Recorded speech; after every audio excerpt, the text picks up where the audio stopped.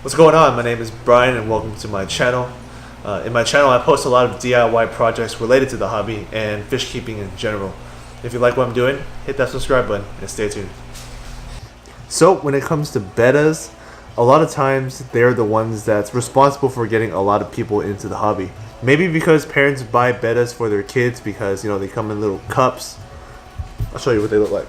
98% of the time when you buy a betta, they come in little cups like this.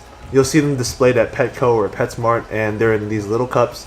And a lot of times parents might think that this is all they really need, just to live in a cup, give it to their kid, and have fun. And to the betta is very unfair. Bettas are just like every other tropical fish.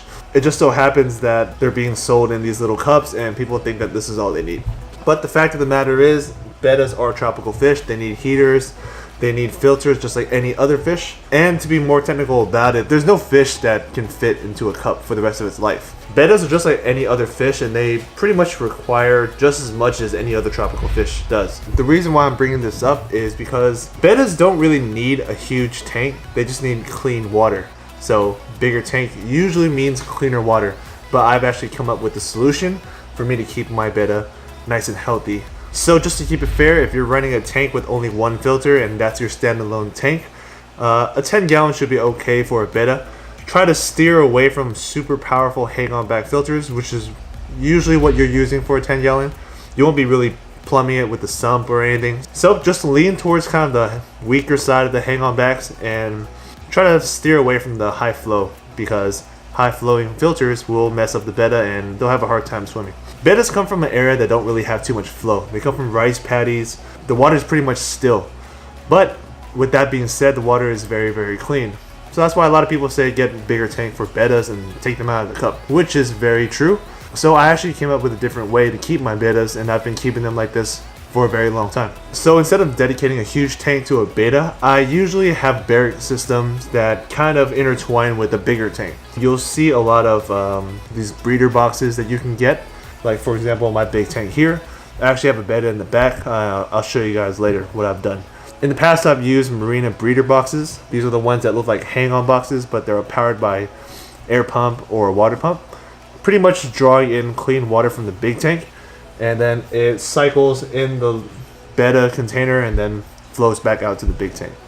And the reason why I like to keep these bettas in these barracks is because I'm able to provide them with nice and clean water from my bigger systems.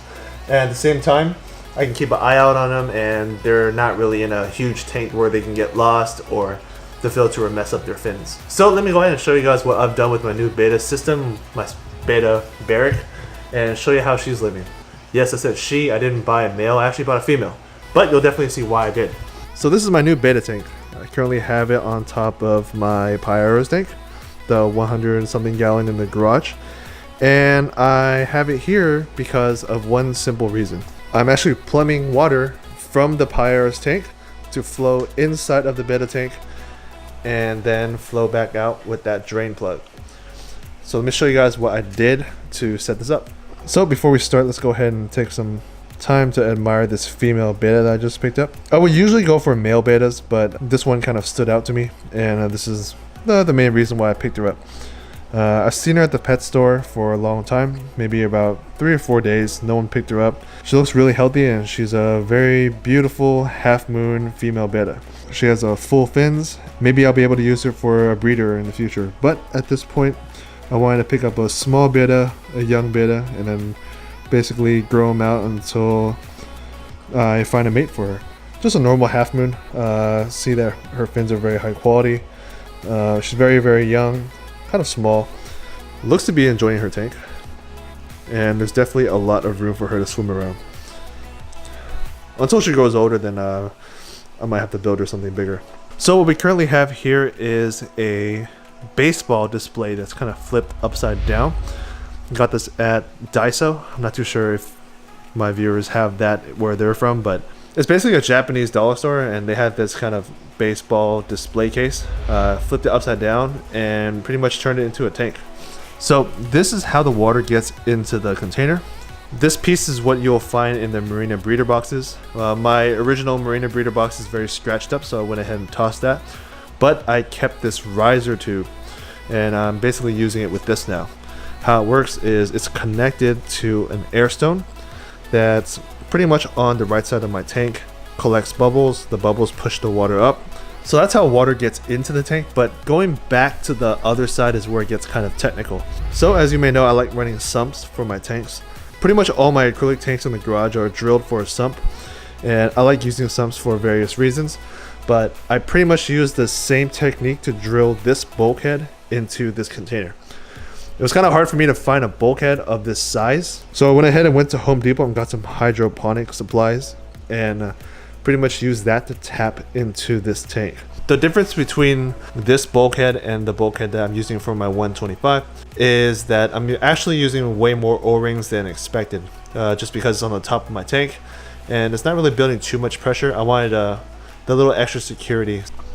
So I have a O-ring that's on the outside, and then I also have an O-ring that's on the inside. Along with that, I have an emergency O-ring that kind of wraps around the main O-ring.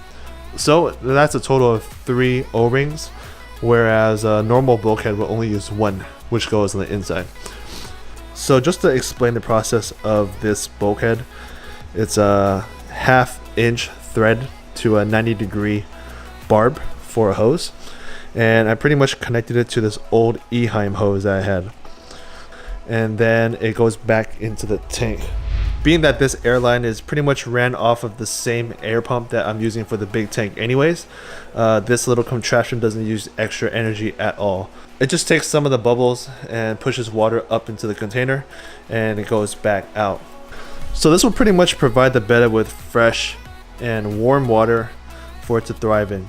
So instead of living in a tank where you have to water change, it's pretty much doing a everyday water change. As you can see, there's a constant flow of water that goes into the tank, and then it pretty much gets pushed out through that back bulkhead right there. All I gotta do is water change the big tank, and that serves to be very simple. What's good about this barrack being up here is not only that it's getting fresh water from the big tank, it's actually getting filtered water from my K1. This contraption isn't 100% limited to just Bettas. If you have a big tank and don't have enough room for another aquarium, this is a very good option, just because you're not really starting up another tank, you're just putting a mini container on top of your existing tank. So that's it for today's video. I just wanted to share with you guys a little creative way that I keep my Bettas. This is how I've kept Bettas for a very long time. Gradually moved from keeping them in small tanks to communities, and then ended up moving them to these barracks right here. There's another type of barrack that you can get that's held on by suction cup that goes into the tank, but just because I have a lot of predators, my pyro might be striking that glass very often when he sees a Betta swimming across the top. So I definitely wanted to keep this Betta physically out of the tank so my pyro doesn't see it. If you don't want to build your own barrack, I'll go ahead and link the Betta Breeder Box that I've used for this type of application in the description below. So that's it for today's update. I hope you guys enjoyed this video. Stay tuned for the next one, and peace, guys.